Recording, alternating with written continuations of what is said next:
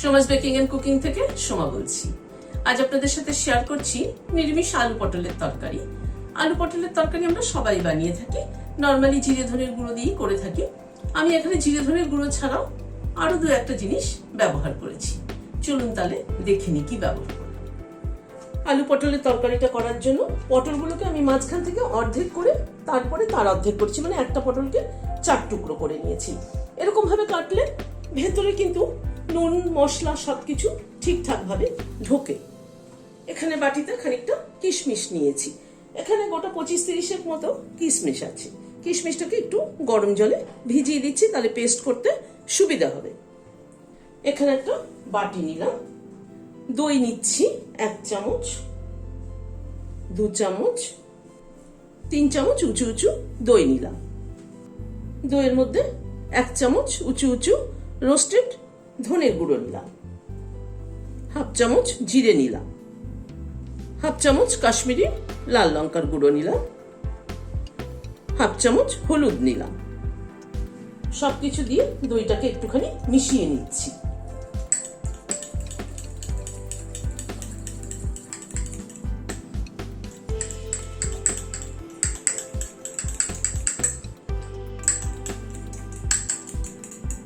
দইটাকে ভালো করে মিশিয়ে নিলাম। গ্যাসে একটা কড়াই বসালাম, সরষের তেল দিচ্ছি। তেলটা একটু গরম হওয়া অবধি অপেক্ষা করব। গ্যাসের ফ্লেমটাকে বাড়িয়ে দিলাম।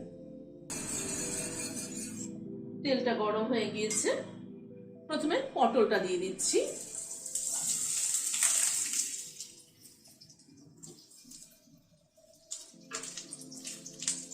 অল্প একটু নুন ছড়িয়ে দিলাম পটলটা ভাজার জন্য। অল্প একটু হলুদ ছড়িয়ে দিলাম। নুন হলুদ দিয়ে পটলটাকে আগে ভেজে নেব।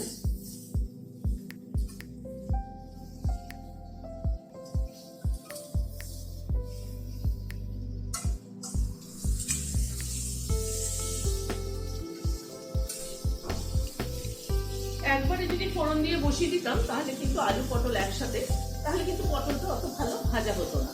পটল কিন্তু সবসময় একটুখানি, পটলের তরকারি পটল সবসময় একটুখানি ভালো করে ভেজে নিতে হয়। যেমন কপির ডালনা কপি একটু ভালো করে ভেজে নিতে হয় প্রথমে, তা না হয়তো অতটা টেস্ট হয় না।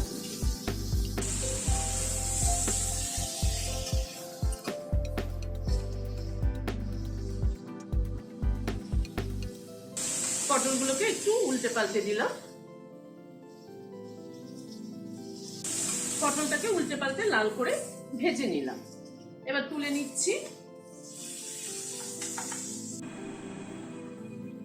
কড়াইটাকে ধুয়ে একটু পরিষ্কার করে নিলাম, কারণ পটল ভাজলে না দেখবেন ভীষণ কিন্তু কড়াই নোংরা হয়, মানে কালো হয়ে যায় আর কি। আবার একটু সরষের তেল দিচ্ছি। তেলটা গরম হওয়ার পরে প্রথমে 1/2 চামচ মতো সাদা জিরে দিলাম, 2-4 দানা মেথি দিয়ে দিলাম, তাতে কিন্তু গন্ধটা খুব সুন্দর হবে। আর একটা কাঁচা লঙ্কা মাথাটা চিড়ে দিয়ে দিলাম।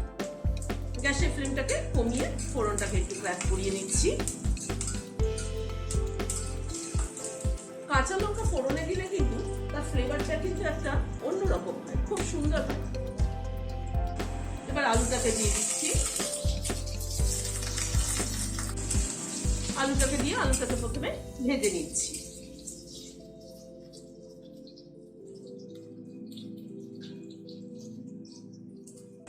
আলুটাকে লাল করে ভেজে নিলাম। 1 চামচ আদা বাটা দিয়ে দিলাম। আদা বাটাটা দিয়ে একটুখানি নাড়াচাড়া করে নিচ্ছি।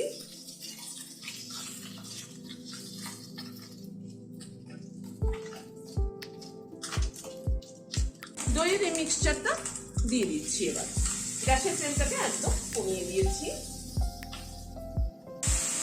দিয়ে এবার কষিয়ে নেব। গ্যাসের ফ্লেমটাকে কম করে ধীরে ধীরে কষিয়ে নেব।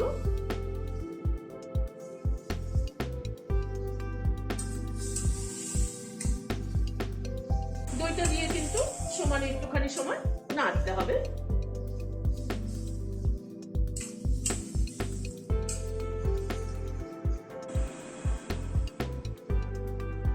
নুন দিয়ে দিলাম 1/2 চামচ,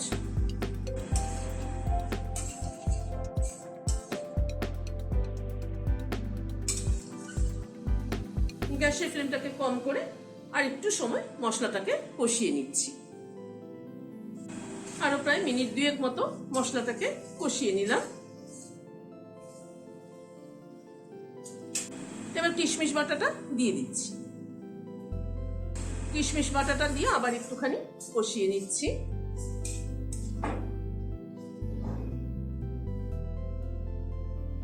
এবার পটলগুলো দিয়ে দিচ্ছি। পটলগুলো সব মশলার সাথে আলুর সাথে একবার একটু কষিয়ে নিচ্ছি।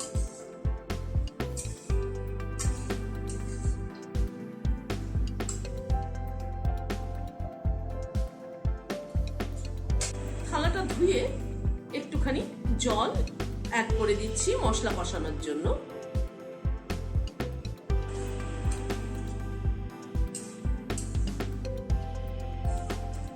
অল্প অল্প জল দিয়ে যত ভালো করে মশলা কষানো হবে তরকারির টেস্ট কিন্তু তত ভালো হবে।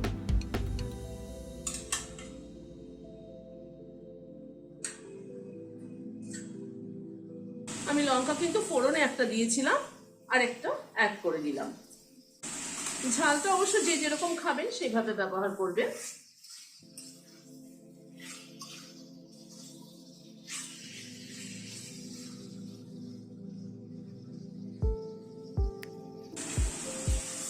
তরকারিটা কষানো হয়ে এসছে। এবার গরম জল দিয়ে দিচ্ছি।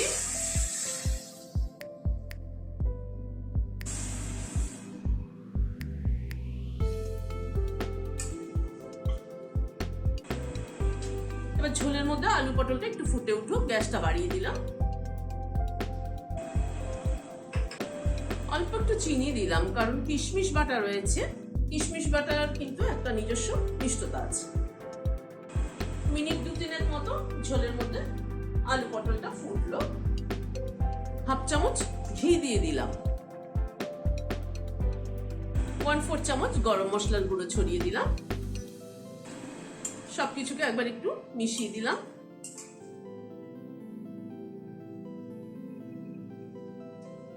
গ্যাসের ফ্লেমটাকে বন্ধ করে দিয়ে ঢেকে দিচ্ছি স্ট্যান্ডিং টাইম 5 মিনিট। যে কোনো নিরামিষের দিনে কিন্তু এরকম একটা তরকারি বানিয়ে নিতে পারেন। এই এক তরকারি দিয়ে কিন্তু খাওয়া হয়ে যাবে। কিশমিশ বাটা দই দেওয়াতে কিন্তু আলু পটলের তরকারির টেস্টটাই কিন্তু পাল্টে গেছে। সাধারণ অল্প সামান্য সামান্য জিনিস চেঞ্জ করলে কিন্তু অনেক স্বাদের পরিবর্তন আসে। আপনারা এইভাবে বানিয়ে দেখবেন, আমার মনে হয় ভালো লাগবে। ভালো লাগলে একটা লাইক এবং সাবস্ক্রাইব করার অনুরোধ রইল। আজ তাহলে এখানে শেষ করছি। নমস্কার।